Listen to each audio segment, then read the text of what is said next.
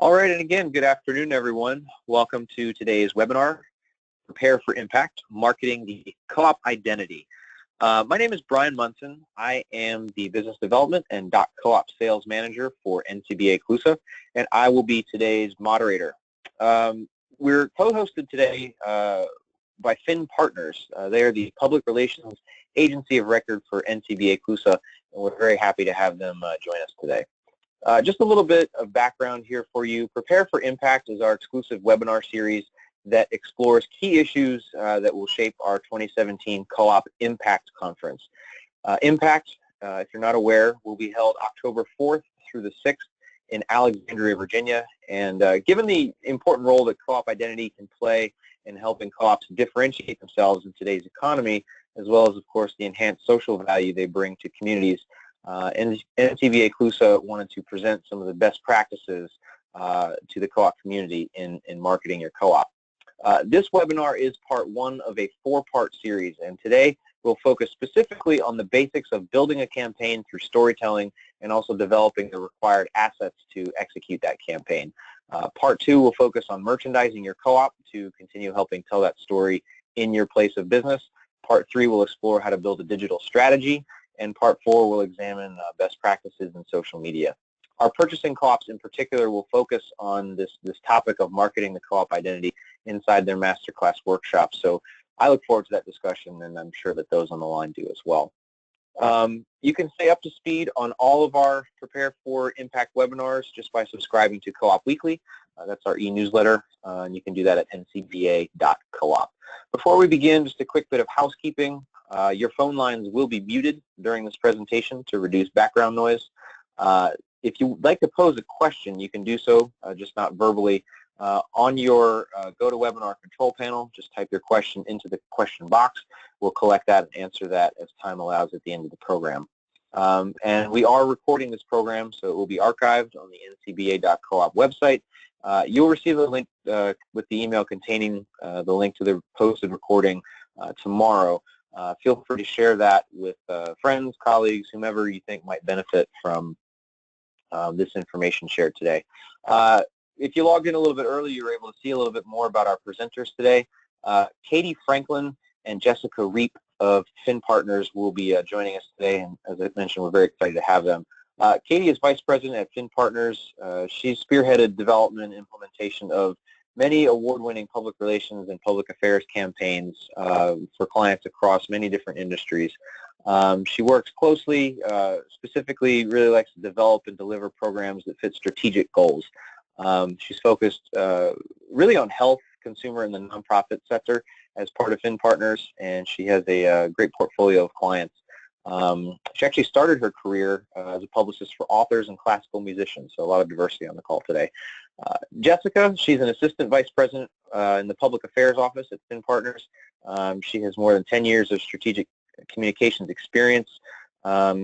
She's earned placements for quite a few of our clients on Good Morning America, The Today Show, here locally in D.C. and the Washington Post.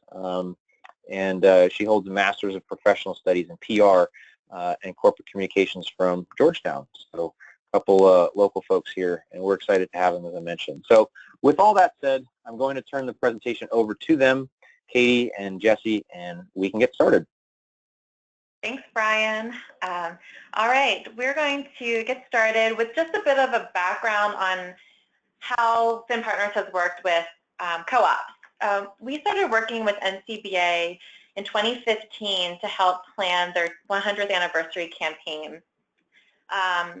We then began implementing that campaign in 2016. One of our big programs was the Profile campaign, which some of you may have been part of. But we featured about 30 different co-op members, and these profiles live on NCBA's website. You can take a look at it whenever you have a chance.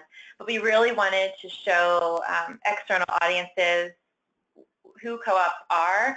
A lot of people aren't that familiar with them, and we wanted to show that this really can be, any business can be a co-op, and our profiles did just that. We also did local, regional, and top-tier media outreach, placing articles in outlets such as industry trades like Money Geek, inside the Beltway publications like Politico and The Hill. and then some top-tier placements in the Huffington Post and Forbes. We also did a radio program with Vernon Oaks, the Everything Co-op, which those podcasts also all live on NCBA's website, so feel free to check those out. But one of the things we learned from working with the media and co-ops, and this is important because it drives a lot of what we're going to talk about today, is that a lot of journalists and a lot of average Joes are not familiar with cooperatives. They really tend to think of co-ops as something in the agriculture space or the grocery store space. They have no idea when we talk to them that there are credit unions, that there are hardware stores, that there are breweries that are co-ops. So it's a really good opportunity to share unique stories with journalists and really elevate the co-op business model. It's something new to them, and they like it when something is new to them.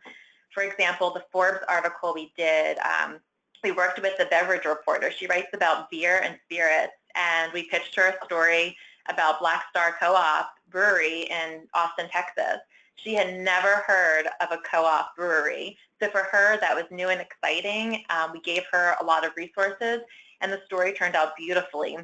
But that's also available on NCBA's website if you were interested in seeing how we incorporated the co-op messaging with the business messaging. So why communications? Communications is at the core of everything we do. It's how we talk to people. It's how we elevate a brand, how we recruit. It's really important to have a set of core key messages that you use as the basis of everything you do as a business. Your purpose for communications as a business tends to be to educate, to do brand promotion and identity, and to recruit. Recruitment can be recruiting employees, recruiting members, recruiting customers or clients. That a lot of audiences fit within the recruitment bucket. And then your audiences tend to be customers, community, and influencers. One of the important things to note here is that while you start off with a set of core communications messages with core purpose and core audiences, this can change. And you may find that something happens in your industry or in the co-op world that is important, and you need to focus on that as a day-to-day operator of a business. And as long as you have those core messages, you can tweak them, adjust them, and refocus what it is you're saying and who you're saying it to, as long as the main messaging is there. So for example, you may have state legislation that's going to impact your business. It could be legislation that's going to impact credit unions and the way that mortgages are, mortgage lending or interest rates. Or you could be a grocer or an agriculture, and there could be regulations on food safety. And if that's the case, you take your core messaging and you tweak it to address that specific issue, and then your audience will change. And that could be your audience becomes legislators or more of your customers to get them to understand why this is important. But the point here is that you can always expand your messaging, you could always adjust it, but you need to have sound messaging to start with. So the co-op difference. I believe everyone here, if you're a co-op and you're an NCBA member, you're probably adhering to the 7 co-op principles. I'm just putting these up here as a reminder to everyone, but these are really vital to the ethics of each individual business and also the greater co-op community. It really helps set you apart from traditional businesses, and we encourage that they be incorporated into all of your communication, whether it's verbal, written, or digital communication. This should be a huge focus point in anything you're doing. We did this in the profiles where we really put focus on what the co-ops were doing well. So when you look through the profiles, you'll see that some co-ops are really big in education, or they're really big in their community and they donate a lot, they are involved with other community organizations, or they are doing things for their employees, employee benefits. So we want you to look at the list of principles and really think about what it is you do well, and focus on that as you're starting to think about what you want people to know and how you want to tell that story. You don't have to do all of these things, just figure out what it is that you do well. This is a comparison of cooperatives versus traditional businesses. This is stuff everyone already knows. This is nothing new, but it's a good reminder of what other people don't know. And when you're doing anything in communications, whether you're just talking to someone or you are giving a presentation or you're doing written content, you want to make sure you weave some of this language in. Some of the things that we think stand out with journalists and external audiences include the ownership piece, that every customer is a member and every member is a part owner. Very different from the way that traditional businesses operate. Same thing with the shareholders. No one person can control the majority of your business. And day-to-day operations, we found that this is a really good media message that, in traditional businesses, investors make decisions. They may be in another country. They may be across the country from you. They may have cultural distance. They're not in the weeds of what it is you're doing day to day. So they care less about what's happening, whereas the day-to-day operations of co-ops is very different. They're more locally owned. They typically, the owners are witnessing the effects of their decisions, and their decisions impact the local economy. So we have found through our work with co-ops and the media that understanding these differences and being able to communicate that goes a long way. I'm going to turn this to Jessie, who's going to talk about now how you leverage this advantage. Perfect. Thanks so much, Katie. So now that Katie has explained a reminder of why the co-op differences are important to understanding what differentiates you and the way you should communicate, I want to talk a little bit about the communications methods you can use to effectively communicate about your business to your various audiences. So as you see here, there are many essential elements that we've identified for doing this. In particular, we've identified the 4 key elements that are most important to reputation building and organizational growth of cooperatives, and those include what you see here on the right, messaging and materials development, a robust website, media relations activities, and a social media plan. So all of these components can be integrated to develop and execute a results-oriented communication strategy. And Katie and I are going to explain in more detail about what that all entails as we move along here in the presentation. So first, messaging and materials development. So a bit of a refresher, but what we want you to think about, what is your organization's messaging even for? Organizational messaging is used to communicate with media outlets and people who influence your business. It will drive all the materials development that you do. Basic messaging should include, and I'm going to go through a few things here, so please feel free to ask specific questions about each of them during the Q&A session at the end. But we want to have an overarching, or umbrella, as we call it, positioning statement for your one big message, then key message pillars that fall under that, an elevator speech, and then supporting or proof points that basically are evidentiary or more detailed points that help prove or enhance that overall umbrella positioning statement. Now I want to point out that we understand you're all in different positions when it comes to being able to create and execute a communication strategy.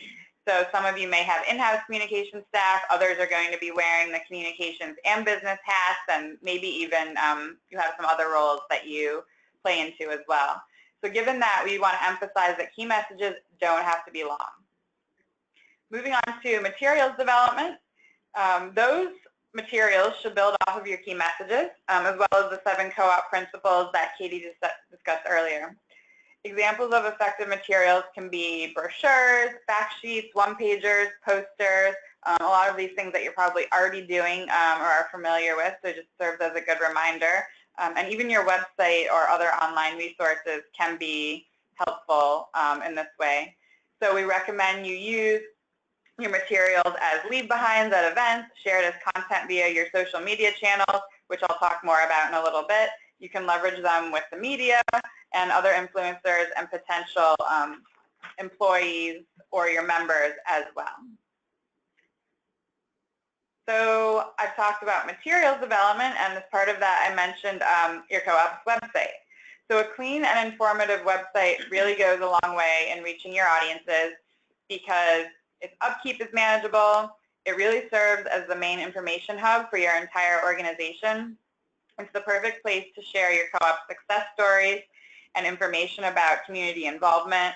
And your website is really one of the most effective ways to promote what your business or what your co-op does. You can explain the services you provide, the benefits you offer, as well as going back to the cooperative values. It can really serve as an excellent news sharing device, which is a good segue into what I'm going to talk about next. But quickly, on the right here, we do have two examples. I know they're probably pretty small on your screen, but these are some really good examples of co-ops who have done all of these things that I just talked about on their website. So we're happy to share those URLs or provide more information about what we think is working on those sites later on if anyone is interested. All right, let's talk about how you can leverage the media to help meet your communications and business goals. So first of all, why do we work with the media? The main reasons include to publicize your business and industry, to manage your organization's identity and your brand reputation, to further teach your audiences, who can include your customers, your members, those third-party supporters, and even your own employees and potential employees, about the co-op model and its advantages, like Katie already talked about, and to effectively position yourself as a thought leader as well as a subject matter expert. Before you start your media outreach, though, and building your own relationships with reporters, it's important to understand the types of media operating under today's news cycle and how they all work. So some of these or all of these may seem obvious, but we want to go through them just as a good refresher of why effective media relations largely has to do with really understanding not only how each type works and what they need, but also the importance of researching the specific journalists that you might reach out to tell your story and hopefully eventually get it placed in all or any of these outlets. So first, print media. This category includes newspapers, magazines, and trade journals. There are various types of print reporters. Some might be beat reporters, which means they cover a specific industry like healthcare or food. And then there are general assignment reporters who cover a wide variety of issues and hard news. And then freelance reporters who work for themselves and may submit their articles to various types of publications. Print interviews are usually longer and more detailed. Beat reporters will especially get into more detail about you because they're possibly more knowledgeable about the issue.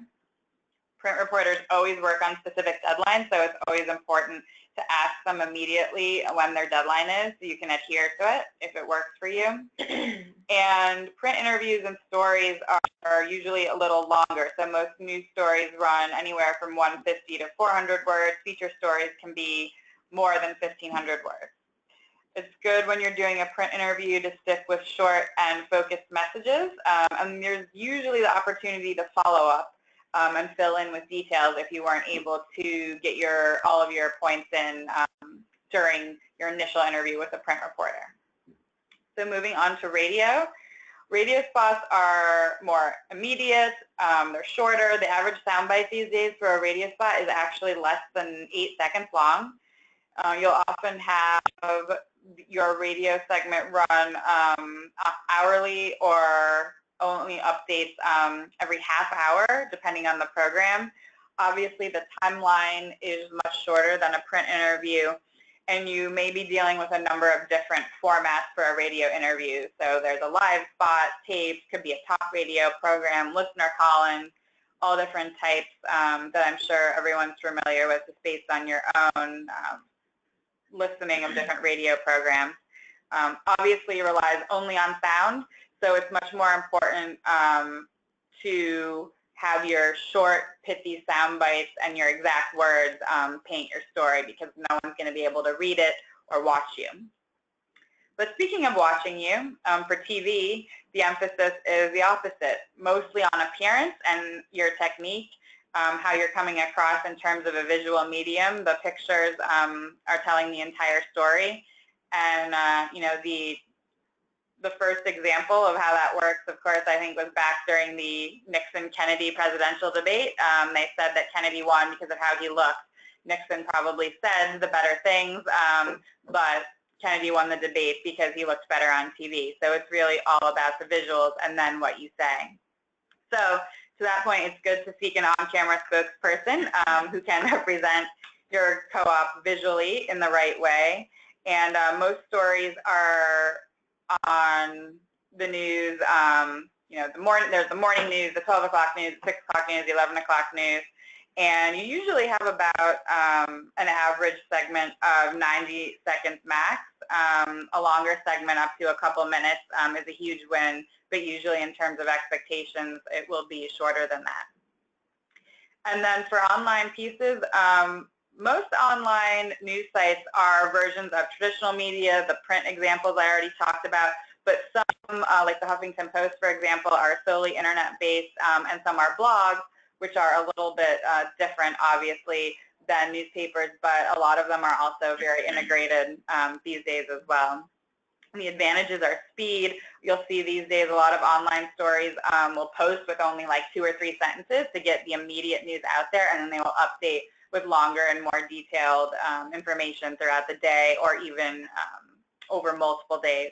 And traditional rules of engagement in terms of talking to the media don't always apply with online, so it's good to ask more questions about the expectations for online news interviews and placements. All right, now that you know what the media formats are, we're going to talk about how to work with the media. There are several simple ways you can do this. You don't have to do all of this, but I would encourage you to pick at least one thing or 2 things that are manageable for you and do them, focus on them, and expand from there. So the first thing you can do is share news. You may already be doing this, but any growth announcements, any milestones, events that you may be hosting or participating in, or participation in an initiative that could be community-based programs or national campaigns, write a press release about it, put it on your online newsroom, and share it with local journalists. You can share it with the Chamber of Commerce, with other constituents of yours. Just make sure you're sharing it and that you're sending it out the door. It's a really good habit to get into. And then you'll also, whatever you create your own news, you can then share it across all of your social platforms, including Twitter and Facebook, which we'll talk about in a few minutes. Calendar of events. Most publications have some form of calendar listing available for the community. The calendar listing should be about 4 or 5 sentences, and it's basically the who, what, where, why of your event. This could be your event, or it could be a special recognition you're doing or hosting, or some other program you're involved with. But you want to do this 4 weeks out from the event date, and you can look at all of your local news outlets to see who's doing this. So it does take a little lift up front to research and get the correct contact information, but it's worth it. And when you say 4 weeks out, so that people have time to see it, share it, and plan to participate. As far as who does calendar listings, all newspapers typically do one in print and also online. There's online sources. If you have patch.com available in your community, they host calendar listings. Your community or Chamber of Commerce may have listings. And TV and radio also tend to do calendar listings on their website. So those are all good options. The next item is observances and news of the day hooks. We're going to talk on the next slide about observances a little more in depth, but there's an observance for everything.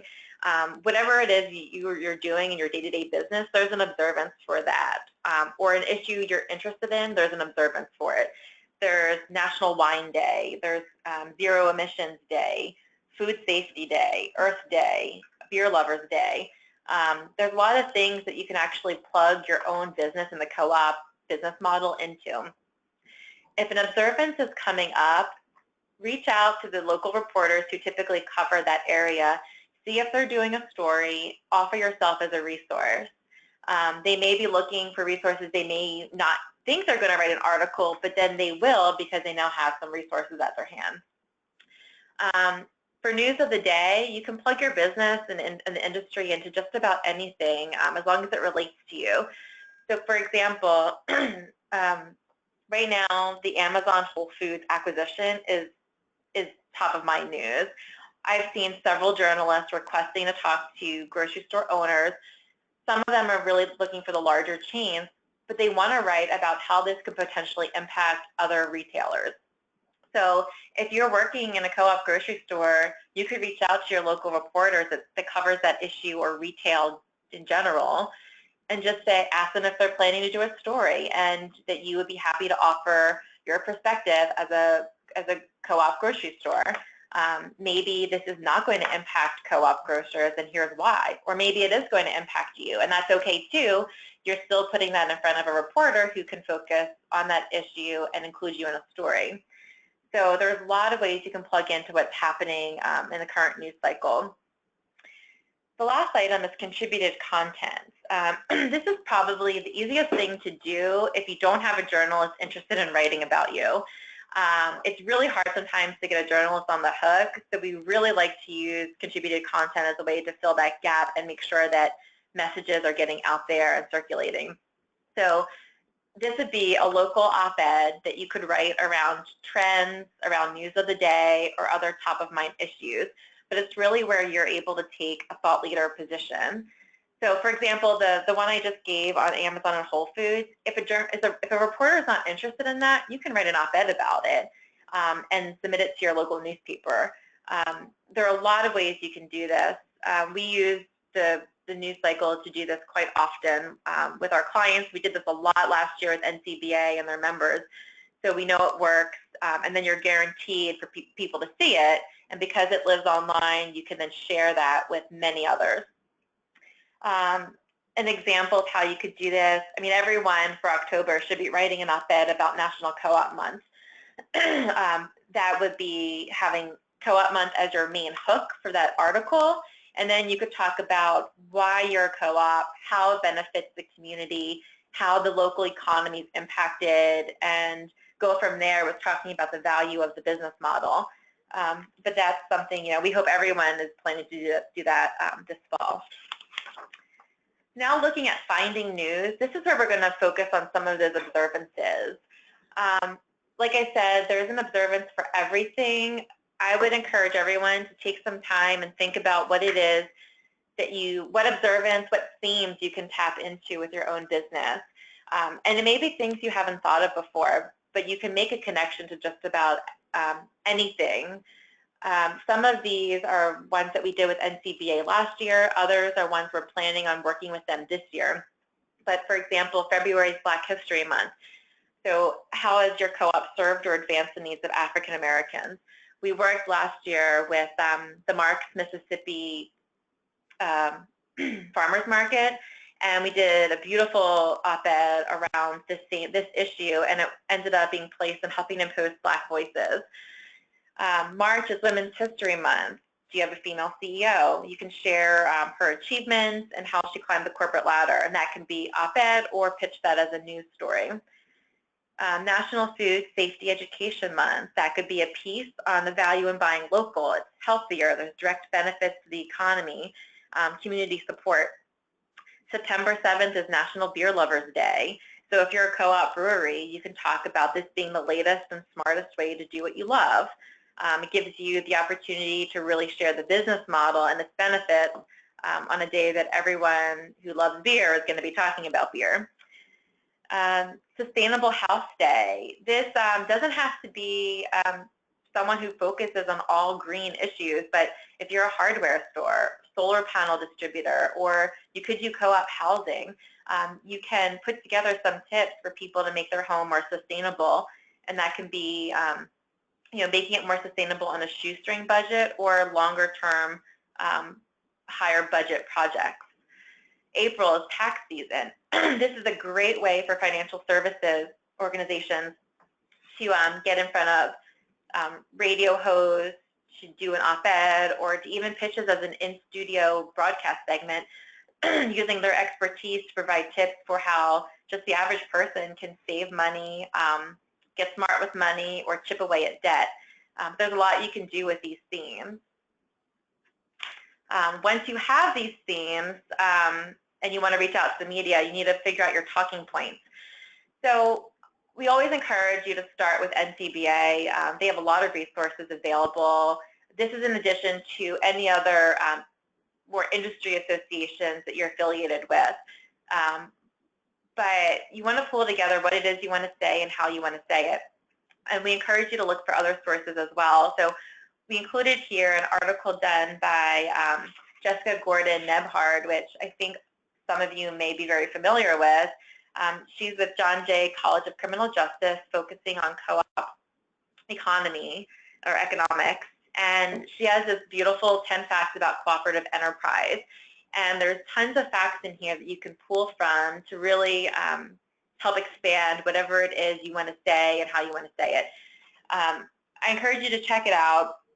We can also send it around after this call, but just some of the things she talks about, and everything is sourced also, but cooperative enterprises address market failure, provides rural electricity and other utilities, affordable, healthy, and organic foods, access to credit and banking services, affordable housing. The list goes on. She really includes a lot of the benefits to what cooperative enterprises do. Another one is that because you're usually owned and controlled by local residents, it's more likely to promote community growth than an investor-oriented firm. That's a really important point, and we talked about that earlier, but locally owned community issues is something that goes a long way. So we encourage you to look at this source and NCBA for any talking points you're looking for. And if you ever need help with this, NCBA is always available. We're available. They're happy to look at an outline, give you some guidance in where you want to go with the story, or if you're interested in an op-ed around a particular subject or observance or theme, they are more than happy to help make edits or suggestions. So please keep them in mind as you start to expand your work with external audiences.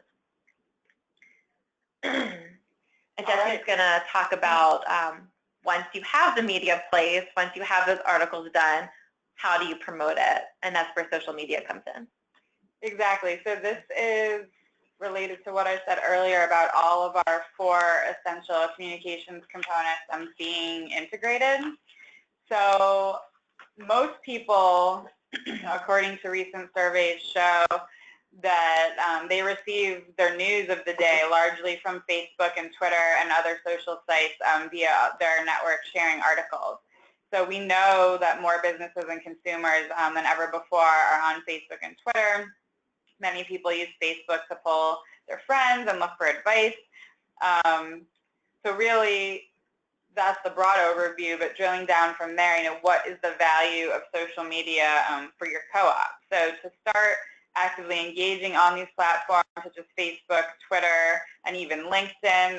We don't have Instagram up here, but that is, of course, a hugely growing platform for businesses as well. And I didn't even include Snapchat because I'm not like honestly, personally, like super well versed in Snapchat yet, but it is something exciting to look into as another social platform as well. You'll often see it on TV news outlets across the bottom of the screen. Find NBC Washington, for example, of us, here in DC, Snap with us. So that's, if you get an article or a TV spot placed, it's likely that they are going to share your story across all of these platforms, and including Instagram and Snapchat now as well. So regardless of the platform, though, all of these channels allow you to access audiences at different levels, and they're free and they're easy to manage. So ultimately, they allow you the opportunity or the media outlet on their own social platform to share, so for you to share your company news from both your internal and external resources. You can repost and share content from those within the entire co-op world, engage in news of the day, like I already talked about, in a super timely manner. And you can also use social to recruit members, customers, and talk to your own employees as well as new potential employees. That brings us to the end. We are happy to answer any questions that anyone has. Thank you guys for all of that information. As we as we wait for some of the attendees to open up some of their own questions, I do have a couple just to kind of get us started. You know, you were talking, I want to go back towards the beginning. You know, you mentioned that most people are familiar with the ag and grocery, you know, concept of being a co-op, and those people that are in the media get excited when there's something new, when you can elevate something new into their understanding. When you marry that with the core messages kind of that you're talking about, how nuanced is that process? Like, who, you know, if there's not a marketing person or if there's not a specific comms person in a co-op to handle that sort of, you know, process of elevating, you know, and explaining the business, does it fall to the CEO? Is it, you know, is it a membership person that should do that? Who, in the absence of a true communications person, who should be handling that? Because I feel like a lot of co-ops might struggle with that. Yeah, and that's something we did think of. I mean, based on the size of a co-op, you could have a communication staff or not. I think if you have a marketing person, they could fall in with them. If not, you know, membership relations, or even if you have someone doing community engagement, that's something they could do as well. It really needs to be someone who just can, you know, string all of the thoughts together and put it out there. So I would say someone who's well organized and is already doing some external facing issues for the co-op. And it doesn't have to be, you don't have to dedicate an incredible amount of time to it if you don't have the time. You know, you can pick and choose what it is you can focus on. First step is just getting your core messages down, and then you can look for ways to plug in with other issues. Sure. So something that comes to mind, I know we have a few purchasing co-ops on the line. Purchasing co-ops mainly operate in the B2B space. There's, you know, distributor to contractor is probably the most prevalent. In terms of how they can they apply some of this stuff to their, you know, their daily work and in framing to their, you know, potential customer, even if it is B2B, like, hey, you know, we're part of a co-op. This is how we're impacting locally. Is that valuable in some of those transactions? Because a lot of the feedback that I've received from the purchasing community is they're very focused on addressing and fixing technical kind of problems, and the time spent on this, you know, sort of co-op philosophy kind of stuff is nice to think about, but it's more kind of a strategic long-term, you know, thing. And so I'm just wondering how you can apply some of these concepts to a mainly B2B, you know, enterprise that isn't so focused on, you know, being a co-op and identity. They're more focused on transactional things. Can you talk a little bit about that? I would say, you know, there's always value to this, to what we're talking about here. So you may not use it the same way, but I think you're still communicating and marketing and doing things to attract, you know, you said distributors to contractors. You still want them to be influenced by what it is you're doing. So I would say your website should include that language, marketing material.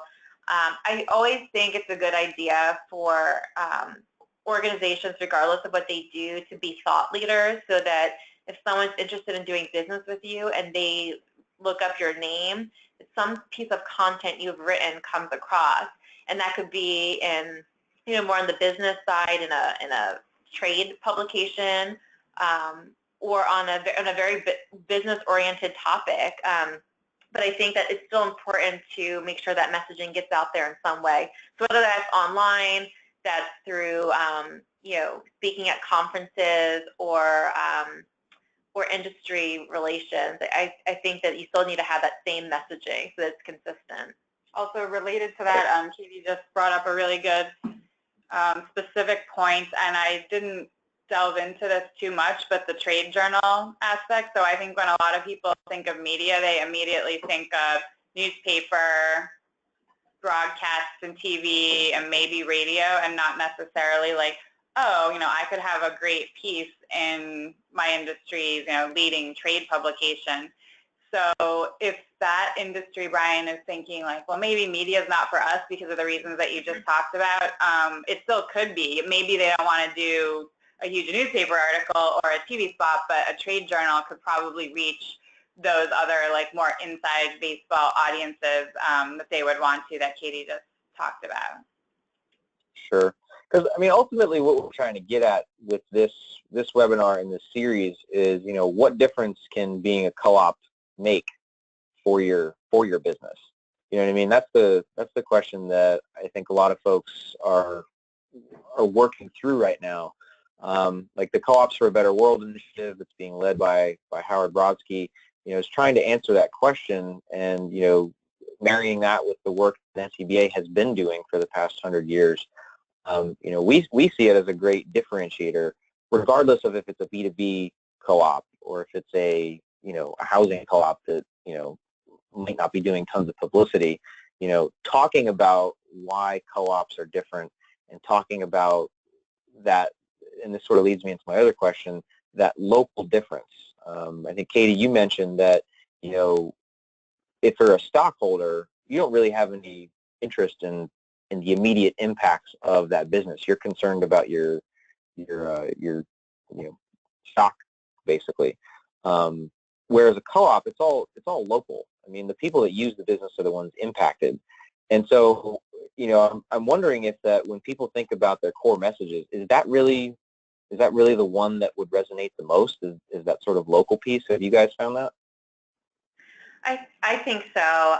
Most of the journalists we've worked with, most of the stories that we work on with them, they really like the community piece. They want to know what is going on at the local level, and it's more interesting to a local reporter to see how everyone's connected and how one business is able to contribute to the economy.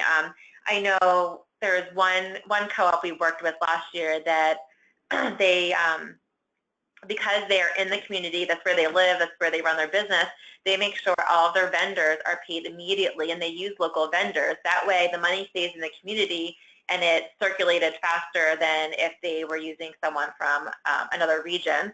The other thing that I think is a really good point is when we're looking at local community businesses, cooperatives have lower failure rates than traditional businesses based on some of these facts by Jessica Gordon-Nemhard, and I think that's really important.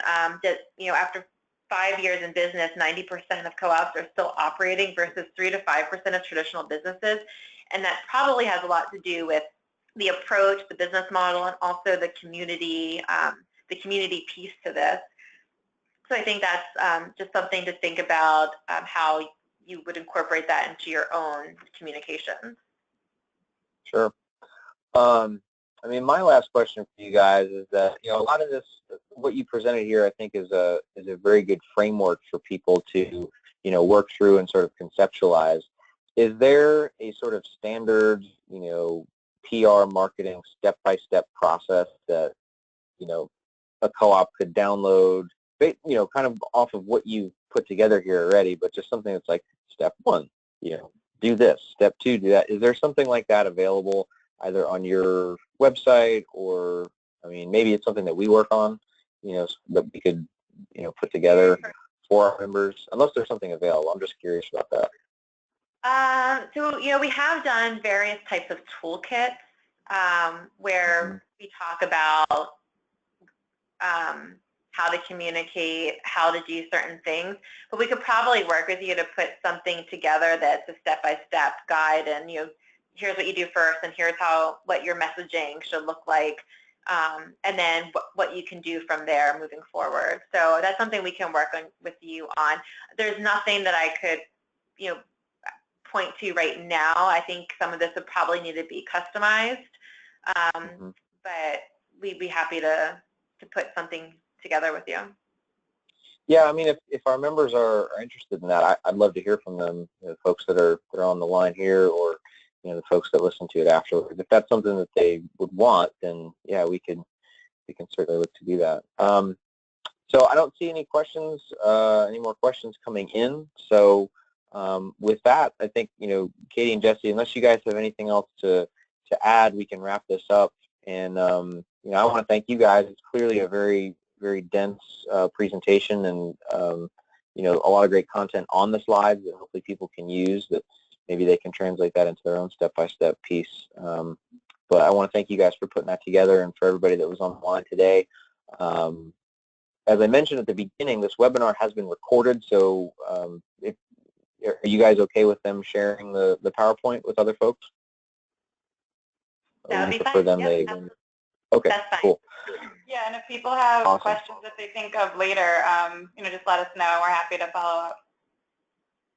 Great. And for everyone that's on the line, if you are considering coming to the Impact Conference, this and other topics will be discussed. You can check all those out on our website at ncba.coop.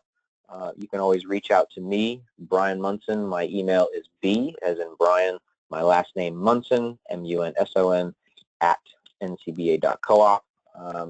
And I do encourage you again to subscribe to the Co-op Weekly. Check out the new Cooperative Business Journal. I think we have our next quarterly issue coming out in July. And yeah, stay tuned for more marketing and membership and technology webinars in advance of the Impact Conference. Katie, Jesse, thank you. I'll give you a shout after this. We can recap. And yeah, if anybody else is out there, please feel free to stay in touch. We'll talk to y'all soon. Great. Thanks so much. Bye.